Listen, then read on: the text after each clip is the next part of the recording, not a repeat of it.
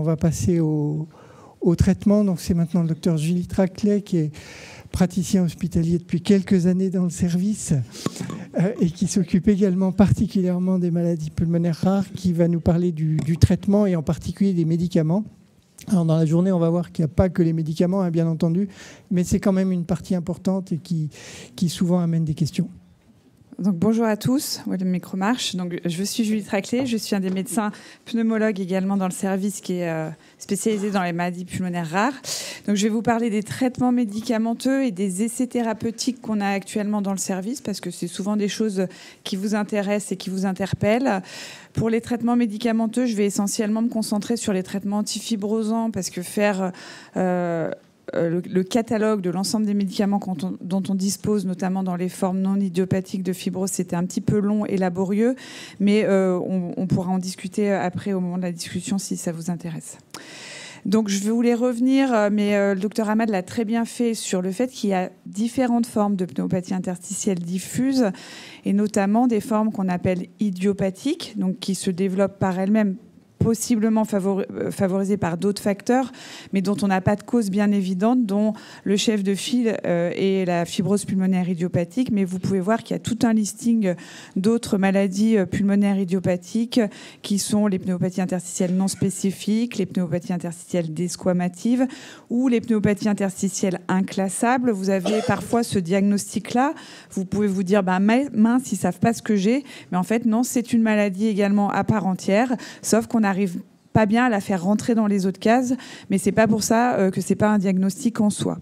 Et puis il y a les maladies interstitielles non idiopathiques, dont les plus communes, je vous les ai listées ici, c'est les maladies associées aux connectivites. Les deux plus fréquentes, c'est la sclérodermie et la polyarthrite rhumatoïde. On a également les pneumopathies d'hypersensibilité, qui sont les pneumopathies interstitielles qui se développent médiées par un allergène dont vous a parlé le docteur Ahmad. Donc c'est pareil, les plus fréquentes, c'est elles peuvent se développer chez les agriculteurs par une exposition au foin, chez les gens qui ont des oiseaux chez eux, et c'est pour ça, souvent dans les premières consultations, on vous pose cette question-là, ça vous interpelle. Il y en a beaucoup qui me disent « Non, mais j'ai un chat », mais c'est pas grave, le chat. Mais les oiseaux sont pourvoyeurs de maladies interstitielles, ou alors des expositions moins évidentes, et notamment des moisissures dans l'environnement qui ne sont pas toujours bien évidentes à retrouver. Après, on a aussi des maladies qui sont liées à des expositions qui peuvent être liées au travail, comme l'exposition à l'amiante ou à la silice, ou à des médicaments. Et enfin, la sarcoïdose. Donc, vous voyez, comme vous l'avez dit le docteur Ahmad, il y a un grand nombre de maladies interstitielles avec des prises en charge qui peuvent différer. Donc, je vous ai fait un petit résumé simplifié ici de la façon dont on traitait les maladies interstitielles en fonction de leur cause. Alors, le plus simple, effectivement, c'est ce que vous voyez sur le côté. Ça, c'est un laser. Là, c'est la fibrose pulmonaire idiopathique. Eh ben, on vous donne un traitement antifibrosant. Et ça, c'est clair, c'est recommandé. Quand on a bien fait le diagnostic évident, c'est assez simple. Après, pour les autres maladies interstitielles qui ne sont pas des fibroses pulmonaires idiopathiques, il y a plusieurs façons de procéder. Alors, pour la pneumopathie d'hypersensibilité, vu que c'est une maladie qui est médiée par un allergène, la première chose qu'on va faire, lorsqu'on retrouve l'allergène dans l'environnement, c'est qu'il faut l'enlever. Les gens qui sont exposés aux oiseaux, il faut qu'ils donnent leurs oiseaux. Les gens qui ont un métier qui peut être pourvoyeur de la maladie, eh ben on essaye, même si c'est difficile, de faire une reconversion professionnelle. Donc c'est la première partie de la prise en charge, parce que quand on diagnostique assez tôt, ça peut permettre une évolution favorable des choses. Et puis après, dans un deuxième temps, on va proposer soit une surveillance pour effectivement voir si la maladie progresse, donc s'aggrave, comme vous l'a dit le docteur Ahmad, et proposer souvent en premier lieu ce qu'on appelle un traitement immunomodulateur, donc qui n'est pas la même chose que le traitement antifibrosant, qui va plutôt jouer sur la voie de l'inflammation. Et donc ça sera les traitements soit à base de cortisone, soit à base de traitements immunosuppresseurs, et c'est là où il y en a beaucoup, et donc on ne va pas rentrer dans le détail forcément. Et puis, si la maladie progresse, depuis quelques années, on sait que, comme dans la fibrose pulmonaire idiopathique, le traitement antifibrosant a un vrai bénéfice pour ralentir l'évolution des choses. Donc là, je vous ai remis un petit résumé de la façon de procéder. C'est dans un autre sens. Donc, pardon. Comment je reviens en arrière comme ça ? Si vous avez une fibrose pulmonaire idiopathique, c'est le traitement antifibrosant qu'on proposera. Si vous avez une fibrose pulmonaire autre, qui n'est pas une fibrose pulmonaire idiopathique, on a tout un spectre. On peut commencer par surveiller ou directement mettre un traitement immunomodulateur. Et puis, secondairement, si la maladie s'aggrave, proposer un traitement antifibrosant qui peut être également associé au traitement immunomodulateur. Donc, vous voyez, la démarche du traitement, elle est assez variable en fonction du diagnostic. Et c'est pour ça aussi que régulièrement, en consultation, on vous dit, là, ça se modifie. Comme pour le diagnostic, je vais rediscuter avec mes collègues et je vous tiendrai au courant. On ne décide pas toujours tout de suite. C'est ce qu'il faut un peu appréhender dans votre maladie qui est assez particulière. Et donc, on discute ensemble de meilleures options thérapeutiques pour vous. Et on revient vers vous après notre discussion multidisciplinaire pour vous proposer le traitement. Donc, je vais principalement vous présenter les 2 médicaments antifibrosants qu'on a. Donc, actuellement, il n'y a aucun traitement qui est curatif de la fibrose pulmonaire idiopathique ou de la fibrose pulmonaire progressive. Mais on a des outils pour ralentir la progression de la maladie. Donc, on l'a vu, il y a éventuellement limiter les expositions. Et puis également les 2 traitements antifibrosants qui sont approuvés dans la fibrose pulmonaire idiopathique et pour l'Ofev ou le nintédanib dans la fibrose pulmonaire progressive. Donc ils ne permettent pas de guérir la maladie, mais ils vont permettre de ralentir la progression de la fibrose et permettre de ralentir le déclin de la fonction respiratoire. Et quand on obtient ça, c'est déjà bien de pouvoir ralentir les choses. Donc, on a 2 médicaments. Il y en a un qui est approuvé que dans la fibrose pulmonaire progressive. Mais sachez que par analogie, chez les patients qui ont une contre-indication à prendre le nintédanib dans la fibrose pulmonaire progressive, on peut aussi vous proposer la pirfénidone ou l'esbriette. Alors, quel est le bénéfice de ces médicaments? Je vous ai mis des courbes un peu scientifiques, mais ça permet de bien voir les choses. Alors, ça, c'est les courbes des premiers essais de la fibrose pulmonaire idiopathique avec le nintédanib, donc l'Ofev. Et ça, c'est les courbes des premiers essais thérapeutiques avec la pirfénidone ou l'esbriette. Attention, c'est des études qui sont différentes. On ne peut pas comparer les graphiques de gauche à droite. Okay ? Ce qu'on peut comparer, c'est les patients qui sont traités ou les patients qui ne sont pas traités. Donc vous voyez qu'avec le nintédanib ou avec la pirfénidone, dans les premiers essais où on comparait avec tirage au sort des patients qui étaient soit traités par un placebo, soit traités par du nintédanib. Donc le placebo, c'est un médicament qui a exactement la même tête que le traitement qui est étudié. Comme ça, ni le médecin ni le patient ne peuvent savoir ce qu'ils prennent, ce qui permet de donner une robustesse aux essais thérapeutiques. Personne ne sait par quoi est traité le patient. Et donc, vous voyez, la fonction respiratoire, elle évoluait beaucoup moins vite que chez les patients qui étaient sous placebo, et ce, avec les 2 médicaments, avec un niveau d'efficacité qui était comparable, puisqu'en gros, le déclin de la maladie diminuait de moitié, ce qui est assez conséquent dans une maladie progressive habituellement. Donc le choix du traitement, il ne se fait pas en fonction de l'efficacité parce qu'il n'y en a pas un qui est mieux que l'autre. Il se fait surtout en fonction des effets indésirables qui peuvent survenir et des contre-indications. Et notamment, par exemple, avec l'Ofev, il est difficile d'associer ce médicament chez les patients qui ont un traitement anticoagulant. S'il n'y a aucune contre-indication, souvent on discute avec vous, on vous propose les 2 médicaments avec les effets indésirables potentiels qu'il peut y avoir et on choisit ensemble celui qui peut vous convenir le mieux. Maintenant, par rapport à la dernière fois où on avait discuté ensemble, on a des données un peu sur le long terme et outre le déclin de la fonction respiratoire, on sait que ces médicaments ont un bénéfice sur la survie. Donc, c'est la durée de vie du patient. Alors, attention, ça, c'est des études groupées. On ne peut pas se mettre dans une case ou dans une autre. Mais au moins, on sait maintenant, sur le long terme, parce que ça fait longtemps qu'on utilise ces médicaments, qu'on peut avoir un bénéfice en termes de durée de vie et donc ce qu'on appelle en médecine la survie. D'accord, la survie, c'est pareil, c'est pas un terme très bien choisi, c'est la durée de vie. Alors, vous voyez ici, c'est les courbes qui montrent la survenue du décès. Donc, chez les patients qui étaient traités par pirfénidone dans les études et en vraie vie, vous voyez qu'il y a beaucoup moins de décès par rapport aux patients qui ne sont pas traités. Et ça, c'est à l'inverse, c'est la survenue de la mortalité. C'est pour ça que la courbe, elle est dans l'autre sens. Et donc, ça, c'est avec tous les traitements antifibrosants. Et on voit que les patients qui sont traités, ils ont moins de mortalité que les patients qui n'ont pas de traitement.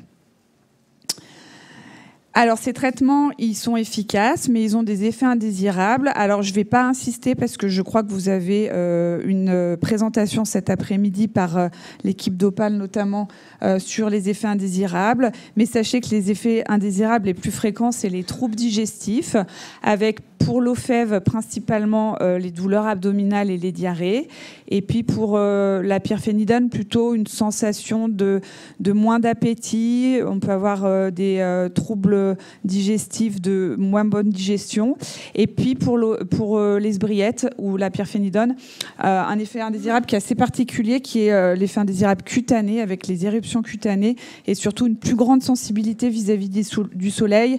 Et c'est pour ça qu'on vous demande de vous protéger, notamment en période estivale, quand vous avez ce traitement-là. Il existe des moyens de limiter la survenue des effets indésirables, mais je ne vais pas les détailler puisque je pense que ce sera tout repris cet après-midi. Voilà. Ah d'accord. Bon, alors je peux en dire un mot. Donc pour les 2 médicaments antifibrosants, il y a des choses en commun.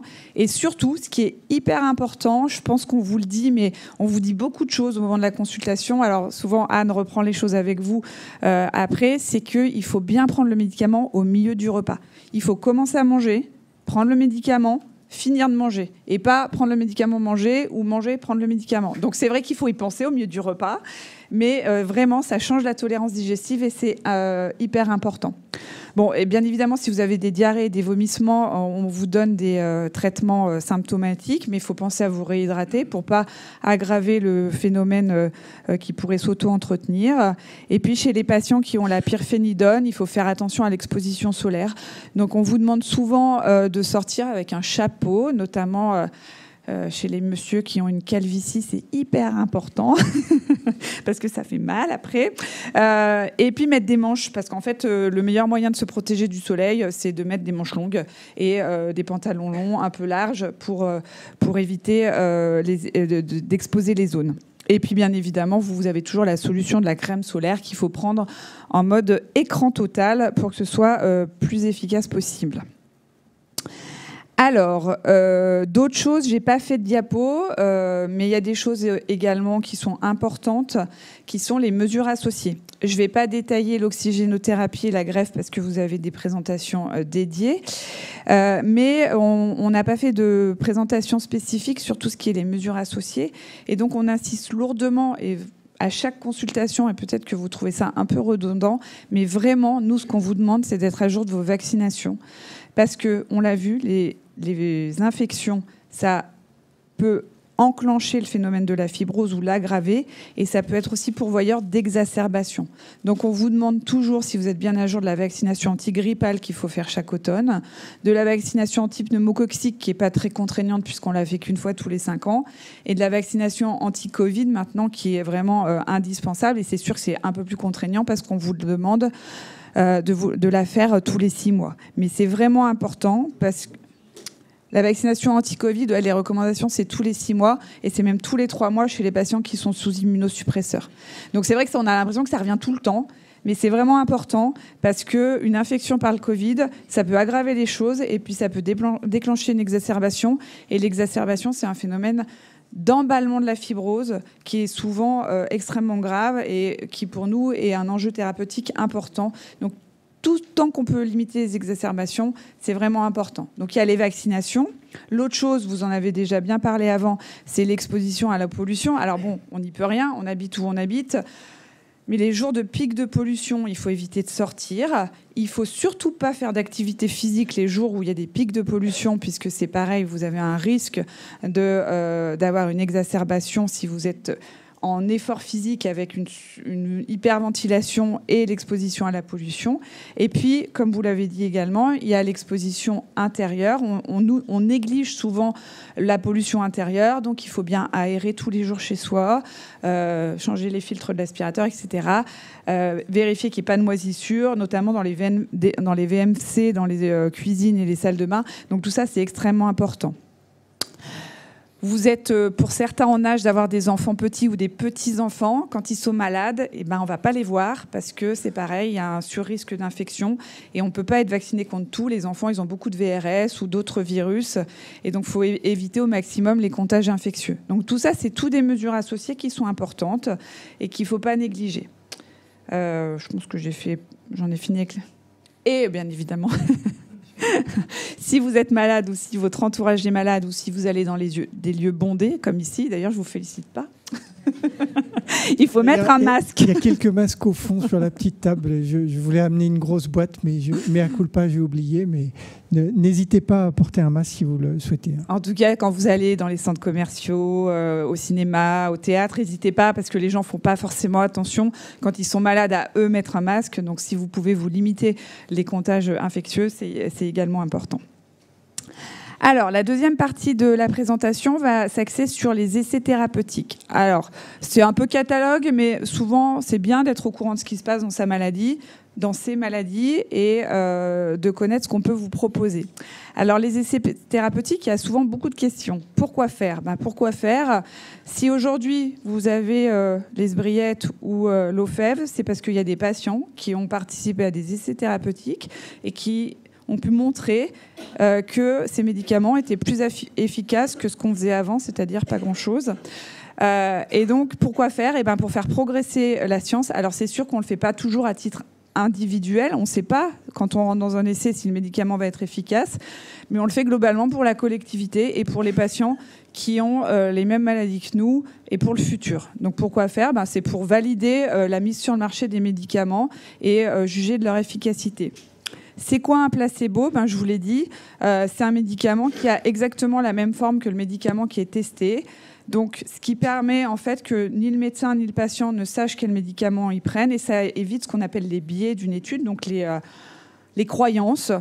Parce qu'on peut se dire, moi, je suis sûr d'avoir le médicament, donc je suis sûr que je vais aller mieux, ou moi, je suis sûr d'avoir le placebo, donc je suis sûr que je vais aller moins bien. Si vous ne savez pas, et si nous non plus, on ne sait pas, en fait, on n'a pas cette croyance, et on va raisonner de manière objective en fonction de vos symptômes et de vos EFR ou de vos scanners, etc. Qui le sait ? Au moment de l'étude, il n'y a que les promoteurs de l'étude, donc les gens qui organisent l'étude. Et puis après, un jour, quand l'étude est terminée, il y a ce qu'on appelle une levée d'aveugle. Donc là, les médecins et les patients sont informés du groupe dans lequel ils étaient. Mais au moment de l'étude, il n'y a que les gens qui dispensent le médicament auprès de nos pharmacies, parfois les pharmaciens, parce qu'ils sont obligés de conditionner le médicament, qui savent. Mais ni le médecin et aucun médecin du service, et ni les patients ne savent qui a le placebo et qui a le traitement. Mais c'est ce qui permet d'avoir une vraie fiabilité dans nos études, et c'est hyper important. Qu'est-ce que c'est que la randomisation ? C'est le concept du tirage au sort. Donc, soit vous êtes dans le groupe traité, soit vous êtes dans le groupe placebo. Attention, maintenant, toutes les études de la fibrose sont autorisées, les médicaments approuvés pour la fibrose. On ne va pas ne pas vous traiter. Ce qu'on vous propose, c'est un traitement en plus.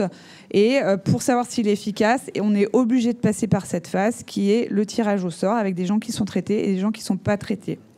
L'avantage de participer aux essais, même si on est dans le groupe tirage au sort placebo, c'est que souvent, à la fin de l'étude, qui est souvent de l'ordre de 6 mois à 1 an, les patients qui ont participé à l'étude, ils peuvent avoir ce qu'on appelle une phase en ouvert.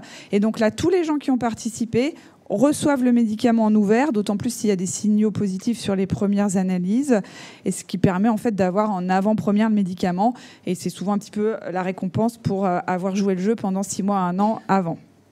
Après, il y a une autre notion qui est un petit peu plus difficile, c'est ce qu'on appelle l'équipoise. C'est quel est le meilleur bras ? Quand on propose une étude, on part du principe qu'il n'y a pas de meilleur bras. On a un médicament qui est peut-être efficace, mais on ne le sait pas. Et pour certains d'entre vous, j'en vois ici qui ont participé à des études, il y a des études qui sont arrêtées précocement parce qu'en fait, le médicament, il ne marche pas. Et donc, personne n'a eu de perte de chance. Plus rarement, il peut y avoir des médicaments qui, en fait, sont pas bien pour la maladie. Donc, vraiment, quand au départ, on propose une étude, c'est qu'on considère qu'il n'y a pas un bras qui est meilleur que l'autre et qu'on a une équité entre les bras. Il y a la notion du consentement. On ne peut absolument pas vous faire participer à une étude sans vous avoir demandé votre consentement. Donc, souvent, il y a beaucoup de papiers à lire. On vous demande de prendre le temps, de bien poser vos questions, parce que c'est la réglementation internationale qui demande ça. Pour participer à une étude, il faut être d'accord, il faut avoir compris ce qu'on fait. Et donc, vous avez tout à fait le droit de réfléchir pendant un petit temps, un grand temps, et de poser toutes les questions que vous souhaitez. Et c'est ce qu'on appelle la notion du consentement. Il y a aussi les responsabilités de l'investigateur, qui sont les nôtres, de bien respecter la recherche internationale, de bien respecter le suivi, etc. Mais ça, c'est plus notre responsabilité. Et donc l'intérêt, on l'a vu, c'est un peu en même temps la même chose que pourquoi faire. Donc voilà, je voulais revenir là-dessus. Alors, quelles sont les études qu'on a actuellement? Donc la première, qui est une étude qui est coordonnée par notre centre et qui est une étude qu'on appelle pragmatique parce qu'elle va étudier des médicaments qui sont déjà en cours sur le marché. Donc c'est une étude qui se fait avec la pirfénidone et le nintédanib. L'idée de cette étude, c'est qu'en fait, la maladie, malgré les traitements, on l'a vu, elle continue quand même de progresser. Et il n'y a pas de nouveaux médicaments disponibles actuellement sur le marché. Habituellement, on n'associe pas le nintédanib et la pirfénidone. Ce n'est pas recommandé et ce n'est pas pris en charge. Ça ne fait pas partie des recommandations nationales ou internationales. Et donc, chez les patients qui sont traités par un médicament et qui progressent malgré le médicament, on ne sait pas ce qu'il faut faire. Est-ce qu'il faut mieux changer de médicament? Est-ce qu'il vaut mieux associer les deux médicaments dont on dispose? Ou est-ce qu'il vaut mieux garder le même médicament? Parce qu'il y a une chose qu'on sait, c'est qu'il vaut mieux être traité que ne pas être traité en ce qui concerne la progression. Et un médicament, quand il est bien toléré, c'est pas dit que le deuxième médicament soit aussi bien toléré. D'accord? Donc, l'étude, elle compare, parce qu'elle est en cours, des patients qui progressent au cours de la fibrose pulmonaire idiopathique, c'est une étude pour la fibrose pulmonaire idiopathique, et qui vont soit garder le même médicament, surtout s'il est bien toléré, ça peut être vraiment suffisant, ou changer de médicament, ou associer les deux médicaments. Donc ça, c'est une étude qui est en cours. Vous voyez, il y a 3 bras. C'est une étude qui dure 6 mois, donc c'est pas très très long. En 6 mois, on n'a pas de perte de chance si on considère qu'on n'a pas de changement de traitement, parce que 6 mois sur la durée de la maladie, c'est pas si long. Et les patients qui progressent, au bout de 6 mois, on peut leur proposer autre chose. Donc c'est pour ça qu'on est parti sur une étude pas trop longue.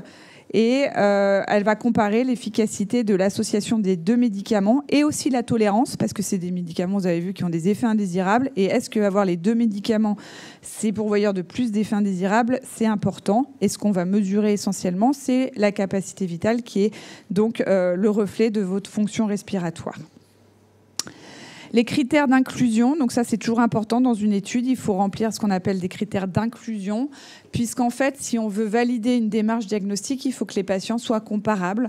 Donc il faut qu'ils aient une forme assez typique de la maladie et puis qu'ils soient globalement un peu, qui se comportent un peu de la même façon pour qu'on ait la plus grande fiabilité de l'étude. Donc ça, c'est des critères assez classiques pour une étude de fibrose, des patients de plus de 50 ans avec une fibrose pulmonaire idiopathique et une fonction respiratoire qui rentre à peu près dans l'autorisation de mise sur le marché des médicaments, puisque en fait, c'est une étude où les médicaments sont remboursés par la sécurité sociale et non pas par un promoteur laboratoire. Donc on est obligé de se caler à ce qui est proposé par la sécurité sociale pour le remboursement des médicaments.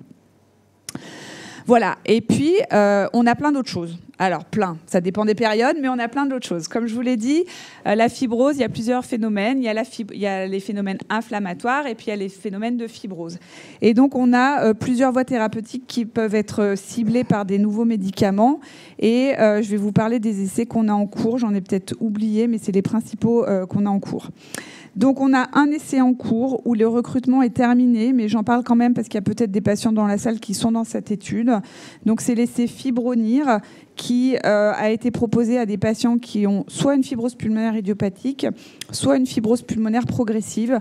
Et ça, c'est ce qui est assez nouveau depuis quelques années, c'est que autant pendant très longtemps, on a eu des essais sur la fibrose pulmonaire idiopathique. Maintenant que le concept de fibrose pulmonaire progressive, avec la validation des antifibrosants, a été introduite, les études, elles sont souvent proposées en 2 parties, avec une partie fibrose pulmonaire idiopathique et une partie fibrose pulmonaire progressive.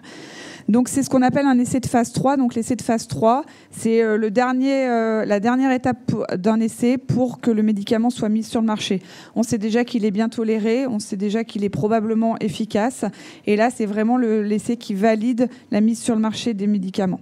Donc ça, c'est le premier essai qu'on a en cours, mais où on ne peut plus inclure de patients. Et les premiers résultats sont attendus pour octobre, notamment pour la phase en ouvert. Et parce qu'en fait, c'est une étude où il y avait 3 bras. Donc des patients traités par placebo, d'autres à 9 mg et d'autres à 18 mg. Et les premiers résultats vont surtout nous donner quelle est la dose efficace, si le médicament semble efficace, pour que dans la deuxième partie de l'étude en ouvert, tout le monde ait la bonne dose, donc soit 9, soit 18 mg. Donc je ne reviens pas sur le mode d'action. Les critères d'inclusion, c'était... Vous voyez, c'est toujours assez classique. C'est des patients qui ont un âge d'avoir une fibrose. Là, pour ceux qui étaient dans la partie fibrose pulmonaire idiopathique, il fallait que la fibrose pulmonaire idiopathique soit confirmée. Et puis des fonctions respiratoires qui sont souvent assez semblables dans les essais. Il faut qu'on ait en gros un peu plus de la moitié de la capacité vitale et une diffusion au-dessus de 25%. Et c'est des patients qui pouvaient déjà être traités par nintédanib ou pirfénidone. Et c'est ça l'intérêt des nouvelles études, c'est que maintenant, il n'y a plus d'études où les patients ne peuvent pas être traités par les médicaments qui sont approuvés dans la fibrose. On a un deuxième essai en cours de recrutement. Donc celui-là, il y a encore des patients qui peuvent être inclus. C'est l'essai Téton 2, qui est également un essai de phase 3, donc pour valider la mise sur le marché du médicament. Et c'est un traitement par voie inhalée. Le poumon, c'est un des seuls organes qui est directement en relation avec le milieu extérieur. C'est pour ça que les inhalations sont importantes dans la maladie. Et donc, c'est une voie un peu nouvelle d'essayer un traitement inhalé, donc qui se prend par des bouffées plusieurs fois dans la journée. Et pourquoi ce médicament il a été proposé? Parce qu'il a été étudié, je pense que le docteur Lestel vous en parlera, chez les patients qui ont une hypertension artérielle pulmonaire associée à la fibrose pulmonaire. Et dans cette étude, il a été montré qu'il y avait un bénéfice sur l'hypertension pulmonaire, mais également que la capacité respiratoire des patients s'améliorait. Donc là, les patients, ils sont inclus pour la fibrose et sans hypertension pulmonaire pour voir s'il y a un bénéfice sur la fonction respiratoire.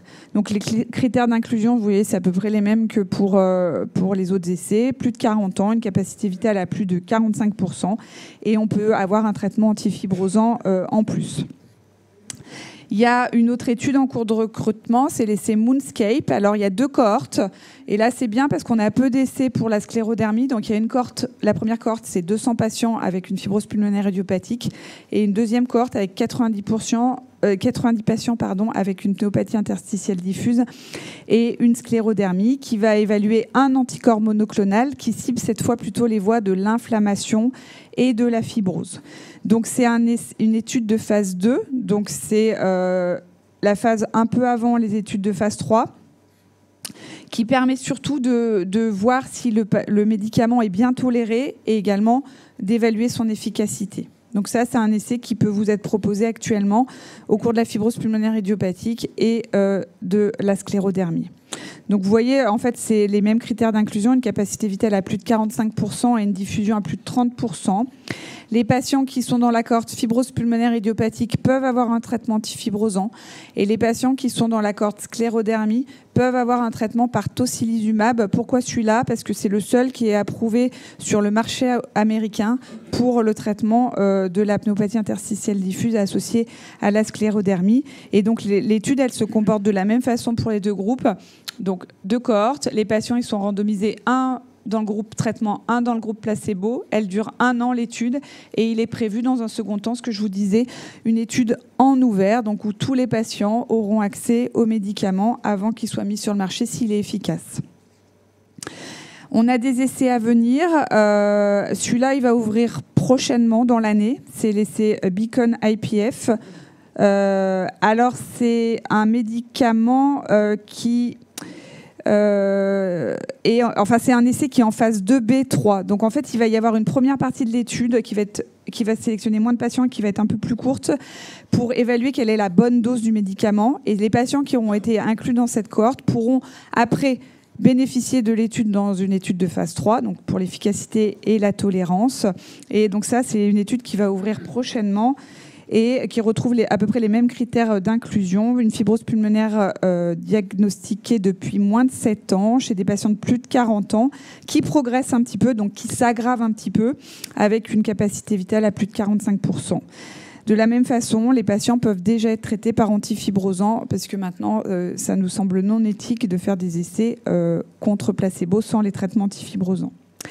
Et enfin, alors là, je n'ai pas la date de mise en place, mais il va y avoir aussi cette étude, c'est une étude de BMS. Alors, certains de nos patients avaient participé à l'étude de phase 2.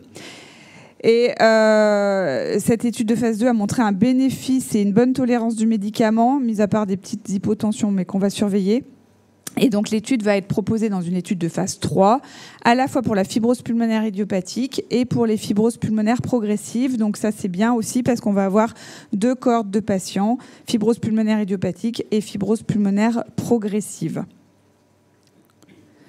On a également des essais non médicamenteux, 2 en cours d'analyse, et on l'a vu, c'est des choses qui sont importantes. Il y a l'étude Exposome, c'est la 2e sur la liste, mais vu qu'on en a beaucoup parlé, qui évalue l'influence des facteurs socio-économiques et environnementaux sur l'histoire naturelle de la fibrose pulmonaire idiopathique. Et puis, il y a l'essai PALIF. Alors, on n'a pas encore les résultats, mais ça devrait peut-être pas tarder.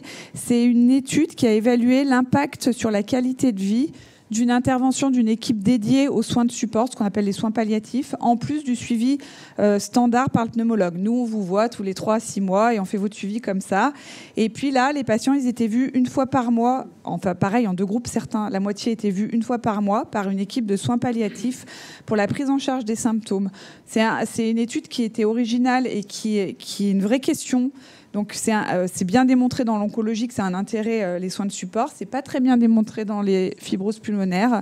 Donc on attend les résultats et on espère pouvoir avoir au moins plus de moyens pour vous proposer ce type de prise en charge après les résultats. On peut aussi vous proposer actuellement des études non médicamenteuses et il y a l'essai iFile. Alors ça, c'est pour les gens qui sont un peu connectés puisque on évalue la spirométrie à domicile pendant 2 ans. Donc déjà, il faut être connecté et il faut être motivé parce qu'on va vous demander pendant 3 mois de faire une spirométrie par jour. Avec un petit mécanisme portatif, hein, ce n'est pas les spiromètres que vous avez à l'hôpital.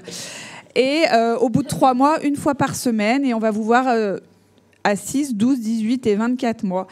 Ça a un intérêt parce qu'on sait que les gens qui sont surveillés de près, qui font des spirométries à domicile, quand il y a un petit signal de moins bien, en fait, souvent la prise en charge, elle est plus précoce que si on attend la visite à 3 ou à 6 mois. Mais c'est sûr que ça demande un peu de motivation et de rigueur parce que souffler tous les jours dans son spiromètre, il faut quand même prendre le temps de le faire. Voilà. Et puis, il y a une étude qui va ouvrir ou qui vient d'ouvrir qui va valider un outil technologique. Donc, c'est pareil, on va vous demander de souffler dans un petit... ce qu'on appelle un nez électronique. Et on va étudier des marqueurs qu'il y a dans votre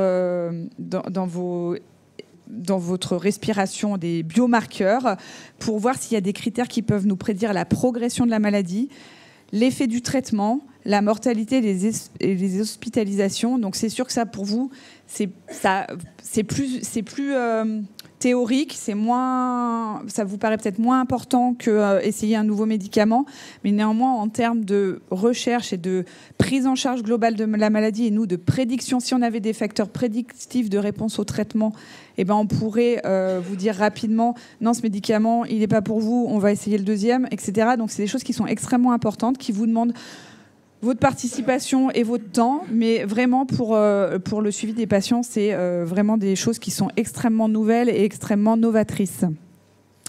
Alors, vous, je ne sais pas si vous avez accès à tous les essais sur notre site. Néanmoins, vos pneumologues et votre médecin traitant peuvent avoir accès à ces données et tous les essais qui sont en cours dans le service. Je ne vous ai pas parlé d'un dernier essai qui vient d'ouvrir là chez nous, qui est l'essai Hexafip 2, qui va évaluer si les corticoïdes ont vraiment un bénéfice dans la prise en charge des exacerbations. Parce que vous savez peut-être pas, mais jusqu'à il y a 2-3 ans, on traitait les exacerbations par un immunosuppresseur qui s'appelle l'endoxan et la cortisone. Et il y a eu un premier essai qui a été mené par tous les centres français, donc on peut en être fier parce que ça a fait changer les pratiques au niveau international. Et c'est une étude qui a été menée exclusivement en France, qui a montré que finalement, faire un immunosuppresseur aux patients qui avaient une exacerbation, c'était pas bénéfique et c'était même un peu délétère parce qu'il y avait plus de risques d'infection.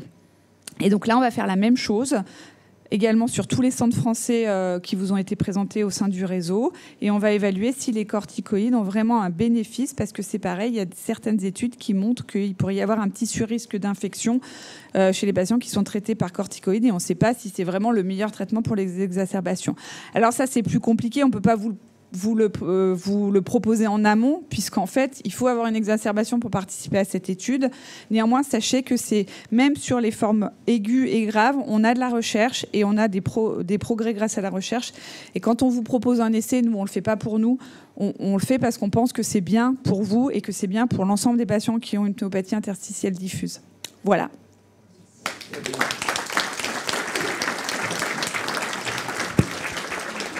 Merci beaucoup. Bon, très riche. Hein. Vous voyez qu'il y avait, je pense que c'est très bien d'avoir axé une bonne partie de cette présentation sur la recherche, parce que oui, on a des traitements, mais il y a quand même beaucoup de choses qui arrivent.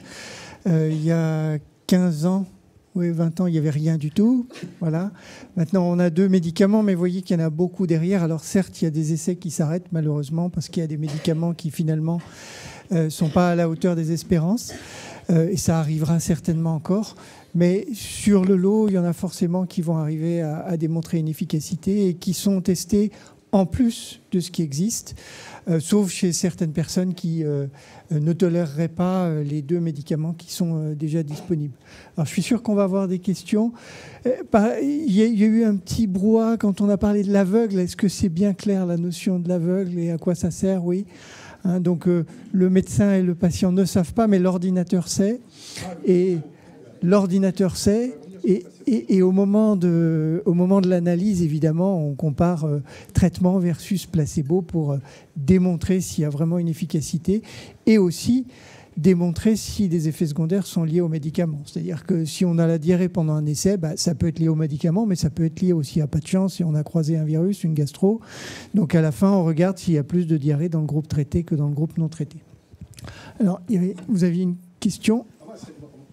Que vous m'expliquiez de nouveau le terme placebo, parce que j'ai du mal à... Alors, le placebo, quand on étudie un médicament, le médicament, soit il se prend en comprimé, soit il se donne en perfusion, soit il se donne en injection sous-cutanée. Vous voyez, les médicaments, il y a plein de formes de médicaments différentes. Le placebo, il est fabriqué pour qu'il soit en tout point identique au médicament qui est évalué. Donc, si c'est un comprimé qui a un goût amer, votre placebo, ça sera un comprimé qui a un goût amer. Si votre médicament, c'est une injection sous-cutanée, le placebo, il sera donné sous forme d'injection sous-cutanée. Si votre médicament, c'est une perfusion et que le produit il est rouge, le placebo, on va le fabriquer pour que le produit soit également rouge, pour que vraiment ni le médecin, ni le patient, ni l'infirmière qui administre le médicament ne puissent savoir quel est le médicament, si le patient a le médicament ou le placebo. Donc, en fait, c'est un médicament... c'est 2 choses identiques, sauf qu'il y en a un qui a le principe actif, c'est le médicament, et le placebo, il n'a pas le principe actif. C'est un leurre, voilà. Alors, pourquoi on fait ça ? Parce que, en fait, si on avait un médicament miracle qui guérisse la maladie d'un coup, c'est clair qu'on n'aurait pas besoin de placebo. On verrait tout de suite que le médicament marche. Malheureusement, on a des médicaments qui ne sont pas aussi efficaces que ça, qui ralentissent la maladie, mais qui la guérissent pas complètement. Donc, on est obligé de comparer avec ou sans le médicament. Est-ce que ça va mieux ? Voilà, il y a toujours des choses à clarifier, hein, c'est important. Je pense que ce que tu as dit sur l'accès au traitement, c'est important. C'est-à-dire que les essais, quand même, ça fait avancer, ça fait progresser. Mais ça donne aussi accès aux participants à la recherche, aux médicaments, si ils sont efficaces, bien avant, enfin plusieurs années, hein, ça peut être 3, 4, 5 ans avant la commercialisation du médicament.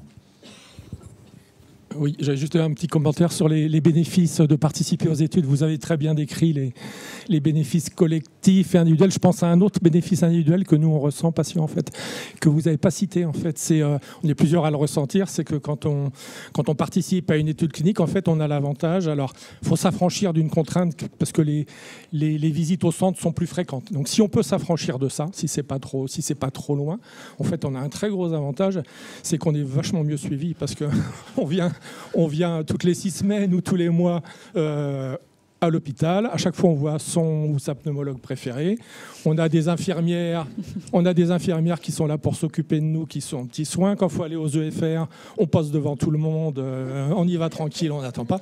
Non, mais sérieux, c'est un super avantage. Et parce que quand on est en suivi standard, entre guillemets, on va voir peut-être 4 mois, 6 mois entre deux consultations. Et parfois, on peut se sentir un peu anxieux, un peu isolé. Et donc ça, c'est un vrai avantage. Et puis, comme vous le disiez, au moindre petit truc, à une visite, si on voit qu'il y a une petite évolution, on va être pris en charge tout de suite. Donc, négligez pas cet avantage-là. C'est vraiment aussi un bénéfice individuel au-delà du bénéfice collectif de participer aux études. Et puis, les études, c'est super important. Il faut y participer. C'est pas de bras, pas de chocolat. Hein. Comme vous l'avez dit, hein, si personne ne participe aux études, il n'y a pas de traitement après. On a besoin d'un traitement. Donc, participez, s'il vous plaît.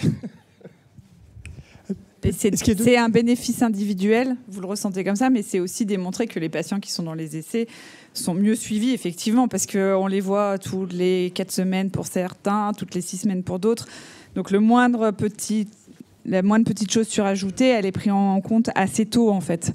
Donc oui, c'est démontré tant au titre individuel, mais également collectif. Oui. Docteur Traclet, j'aimerais avoir une réponse, si possible, sur le schéma que vous avez présenté tout à l'heure pour la stabilisation à moins 50% après la prise d'antifibrosants. Oui, c'est qu'en gros... Alors, quelle est la durée de la prise pour avoir 50% de stabilisation ? Alors, les patients qui étaient dans l'étude, vous voulez dire dans les 2 études où je vous ai dit ça a réduit de moitié l'évolution ? Voilà. C'est les patients, les études, elles duraient 1 an. Donc, sur l'année du suivi, donc c'est des patients qui étaient vus tous les mois, il me semble, dans ces études-là. En gros, la fonction respiratoire, elle déclinait 2 fois moins vite dans le groupe traité que chez les patients qui n'étaient pas traités. Donc là, c'était une étude sur 1 an, mais c'est globalement ce qu'on voit également après dans les études en vraie vie. D'accord. Deuxième question concernant les études pour les médicaments. Bon, vous avez parlé de 3 stades. Donc, oui. Au bout de 3 stades, le médicament est mis sur le marché. Combien de temps après ? Eh ben, c'est là où c'est souvent un peu long, et c'est pour ça qu'on vous dit, quand on peut vous proposer une étude, c'est que si effectivement le médicament, à la fin de l'étude, on sait qu'il est efficace, il y a ce qu'on appelle ces phases en ouvert, où tous les patients qui ont participé, ils peuvent accéder aux médicaments, oui. Parce qu'après, c'est des contraintes administratives, c'est pays dépendant, et ça peut bien prendre 3-4 ans avant que le médicament soit vraiment remboursé et mis sur le marché. Pour la première question sur la durée de traitement, je pense qu'il faut préciser que pour bénéficier de l'effet du traitement, il faut continuer à le prendre. Malheureusement, nos traitements antifibrosants, c'est des traitements de long cours, quoi. C'est une maladie chronique et on continue le traitement. C'est pour ça qu'on fait beaucoup d'efforts pour vous aider à tolérer le traitement et à pouvoir le continuer au long cours. On en reparlera cet après-midi. Une question peut-être sur la partie traitement hors essai thérapeutique. Il y a des génériques. Qu'est-ce qu'il faut en penser ? C'est la question qui n'a pas été posée. Il faut en penser. On n'a eu aucun souci avec les génériques de de l'esbriette ou de la pyrphénidone. Donc, si on vous propose un générique, on sait qu'on le fait alors que le médicament est efficace. Donc, il ne faut pas vous stresser du générique. Vraiment pas. Non, c'est vraiment le générique, c'est pareil. L'OFEV n'est pas encore génériqué, mais je ne sais pas dans combien de temps ça va venir. Ça devrait plus tarder, non ? Oui, ça va arriver. Ouais. Ça va arriver. En gros, c'est pareil.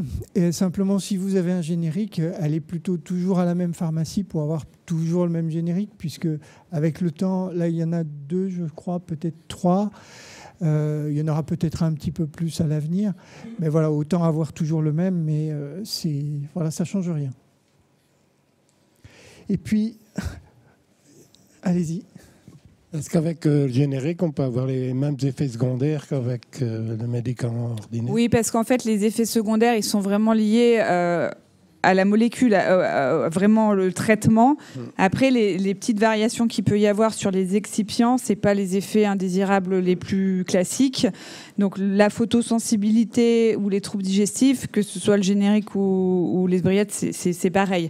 Après, on vous dit d'essayer d'avoir toujours le même parce que ce qui enrobe le médicament, etc., ça, il peut y avoir des petites variations, donc il y avoir des petites différences de tolérance, mais c'est pas grand-chose. Mais vraiment, les effets indésirables de la molécule, c'est les mêmes avec le générique ou sans le générique. Oui, c'est plutôt parce que c'est rassurant d'avoir toujours le même. Mais voilà, c'est pareil, c'est pour l'efficacité, mais c'est aussi pareil, malheureusement, pour les effets secondaires. On m'a prescrit les vrillettes, mais je ne le supporte pas du tout. C'est ce que disait le docteur Traclay. Il y a malheureusement des cas où un traitement n'est pas bien toléré, donc on fait ce qu'on peut pour l'améliorer. Pourquoi est-ce qu'il y a des cas où on ne donne pas de médicaments ?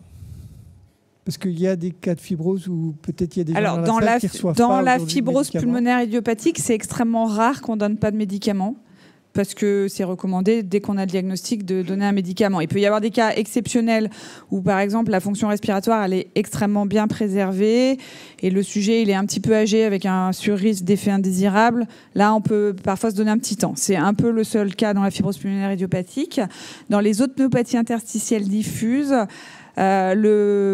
ce qu'on appelle, nous, le phénotype progressif, donc le fait que la maladie va s'aggraver, c'est pas toujours le cas. Donc parfois, on peut vous proposer de se laisser 6 mois, 1 an d'observation pour voir si la maladie, elle s'aggrave vraiment.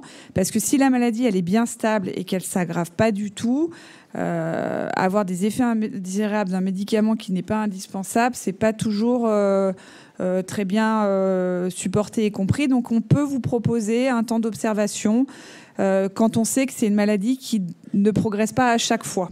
Voilà. Donc vraiment, c'est notre rôle d'essayer d'individualiser la prise en charge et que chacun soit traité ou pas traité et avec le médicament qui convient le mieux. Et plus ça va, plus on sait faire ça. Donc le diagnostic, tout le contexte, les autres problèmes de santé, les autres médicaments, etc., ça peut influencer sur les propositions de traitement qui sont faites. Merci beaucoup, Julie. Très belle session sur le traitement.